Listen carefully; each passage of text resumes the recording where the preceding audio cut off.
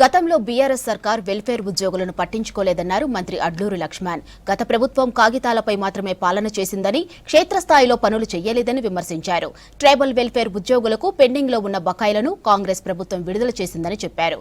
ఇక హైదరాబాద్ అశోక్ నగర్లో welfare hostel కట్టాలని సీఎంకు విజ్ఞప్తి చేశామన్నారు లక్ష్మణ్.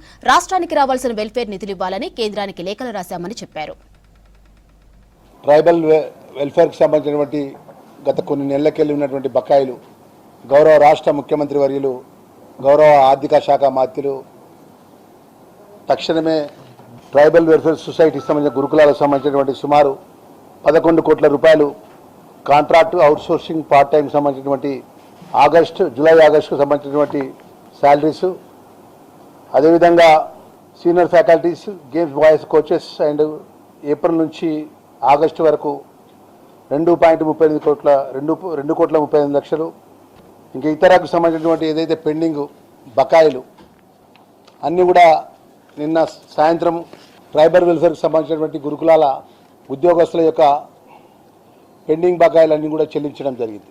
ఆ శాఖ మంత్రిగా 2014 నుంచి 18 నుంచి 23 సంబంధించినటువంటి ప్రభుత్వంలో ఉన్నవారు ఈ వెల్ఫేర్కి సంబంధించిన అనేక అంశాల లోపల ఉద్యోగస్తులకు సంబంధించిన జీతాల విషయంలో కానీ, ఉద్యోగస్తులకు సంబంధించిన రెగ్యులరైజ్ విషయంలో కానీ, ప్రమోషన్స్ విషయంలో కానీ, ఎస్టీ గురుకులాలు కానీ, ఎస్సీ గురుకులాలు కానీ, అదేవిధంగా మైనార్టీ వెల్ఫేర్ కానీ, ఇవన్నీ వెల్ఫేర్కి సంబంధించిన ఉద్యోగస్తుల విషయంలో కూడా ఎప్పుడు కూడా పట్టించుకోలేదు.